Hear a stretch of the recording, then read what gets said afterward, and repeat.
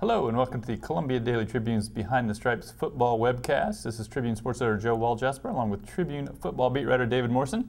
David, Missouri coming off a occasionally nerve-wracking, I suppose for them, victory over Arkansas State, but in the end they win by 22 points, which is probably about exactly what Las Vegas thought they would do. So Missouri now 4-0. So far so good, I suppose. Do you see them as a top 25 caliber team? Or are they a product of a soft non-conference schedule? Right now, I don't think they're a top 25 team because so far they've played just about as I've expected them to play. And going into the season, I didn't say, well, this is a top 25 team. So, my opinion of their aptitude really hasn't changed that much. They beat teams. But would you say you expected them to win by that wide of margin at Indiana? No, that's the only one that I would have gotten there if you'd have let me continue. Right. But that's the only one that kind of surprised me. They beat everybody like they were supposed to, but yeah, they did beat Indiana by probably a touchdown or two more than I thought they would on the road. But then again, it's not like Indiana's a top 25 team or a top 50 team or maybe even a top 75 team. So, it's still... The 4-0 record is definitely a product of the schedule they've had so far. And even though they performed a little bit better against Indiana, maybe they performed a little worse against Toledo than I thought they would, definitely a little worse against Arkansas State than I thought they would. So it's all kind of evened out for me. And I think the potential's there for a top 25 team, especially on offense, but I don't see it right now. Missouri, the record of the teams Missouri's beaten so far is 9-10. So they haven't played anyone where you could actually get a signature win. I was pretty impressed with that game at Indiana, even though Indiana's not a great team. Just the fact they were able to go on the road and win convincingly, I thought was a big deal. The one caveat I would say about top 25 is the current number 25 team in the coaches poll is Nebraska, who really gives up yards and points to your choice of FCS teams.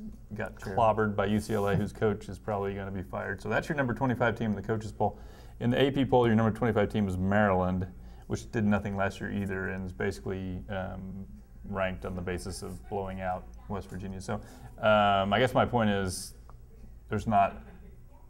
maybe there's not that big threshold between where Missouri is and where the ranked teams are. But I think if they win at Vanderbilt, then if I were voting the poll, which I'm not this year, I would be tempted to put them in the top 25. Yeah, I think so too, because that's the first really kind of toss-up game, in the first game where you say, okay, if Missouri can beat Vanderbilt, it shows that they are an improved team from last year. And just not only because it's SEC play, but because Vanderbilt is supposedly a team on the rise, and the team on the rise in the SEC East, and a team that's coming off a 9-win season, and it's going to be on the road. So yeah, that would be an impressive win, and I feel like if I had to vote as well, I would put them in as well. All right. Through 4 games, James Franklin has had a fantastic season so far. But also, SEC quarterbacks in general have had fantastic seasons this year. So I was just kind of wondering where you think he falls in the mix of SEC quarterbacks. Yeah, again, you've got to do this one with the caveat of look who they've played. But still, I feel like he would have put up comparable numbers against better competition too, just because he's looked so comfortable and good out there in both phases of the game, throwing and running. I think he's 3rd in the league in pass yards a game right now. I think he's like 6th in passer efficiency, something like that. And the thing that's been the most impressive about him is he does it late. Like he especially on the ground, he's really kind of put the team on his broad, lowering shoulders into defenders late. I think more than 80% of his rush yards this year so far have come in the 3rd and 4th quarter. He's got 5 touchdowns and no interceptions in the 3rd and 4th quarters of games this year. So he's really producing late at a comparable level to guys like Zach Mettenberger, Aaron Murray, A.J. McCarron. Johnny Manziel's got ridiculous second-half numbers this year, so he's not on that level right now. But, if he's not I think he's safely in the top half of the league quarterbacks and might even be in the top 3rd. Yeah, I think if I was having an SEC quarterback fantasy draft, I would say Johnny Manziel is definitely number 1. Then you could probably debate whether A.J. McCarron or Aaron Murray would probably be 2 and 3. And then you got a group that I think are all sort of comparable, which I would put this year: Mettenberger from LSU, James Franklin, Connor Shaw, although he's hurt, has been good for South Carolina. And really, if you look at just the passing numbers, Austin Carter-Samuels from Vanderbilt's very similar to James Franklin. He's thrown a couple more picks, but He doesn't quite have the running ability James has, but he is mobile, but not a great runner. So it's been a good year. I think offense in general, we've seen obviously has been discussed quite a bit, sort of a sea change in the way SEC games are being played this year from the past. Alabama is still shutting people out, but nobody else is really. So I don't know that you're going to ever see, or I don't know that you will see this year James Franklin even be an honorable mention all SEC because the people he'd have to go by to get it. But I see a good kid have a good senior year, which he's having. Lastly, talk a little bit more about this Vanderbilt game. As you look to it, what are the things that you think Missouri has to do well to win that game? It's going to start with the secondary because Vanderbilt's got a receiver that, if left unchecked, can go for 300 yards.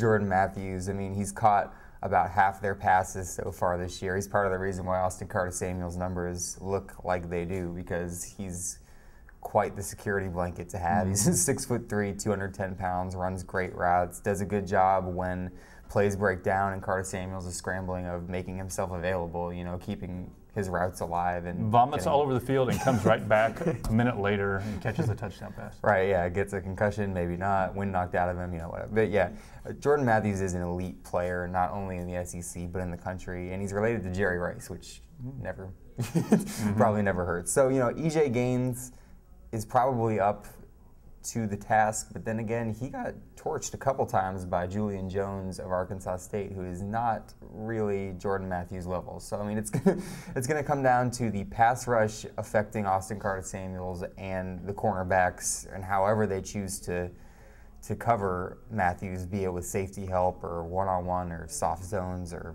press coverage or whatever, being effective on him. Yeah, Missouri's never been a team really to just assign one cornerback to a receiver and fly them all over the field. That's just not the way they roll. And I think Pinkel, even in his press conference Monday, just talked about, well, they move him all over, so you really can't do that.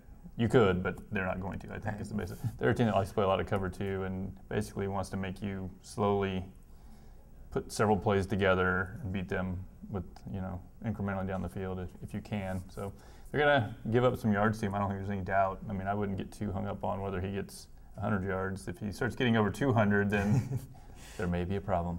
Other than that, other than just handling Matthews, what do you see else as important for Missouri?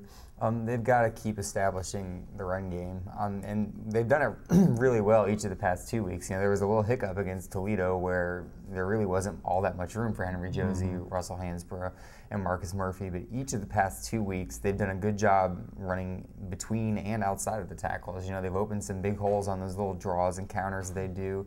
And then Josh Henson's called, some speed options, some read options with James Franklin and the backs to kind of get them on the perimeter quicker. And it's worked really well for him. I mean, Russell Hansborough is at, I think, 8.6 yards a carry this year. I think they had just about as many yards per carry as they had yards per pass against Arkansas State, which is pretty much unheard of. You usually tend to get more yards when you throw than when you run. So, I mean, if they can continue establishing that kind of strong halfback run game, kind of sprinkling in some Franklin design runs too, and then having his arm, I mean, that's going to be a big key as well. All right. Well, we won't be webcasting next week as our director will be getting married and will not be on hand, but we'll be back in 2 weeks to discuss all that has happened in the first few weeks of SEC football.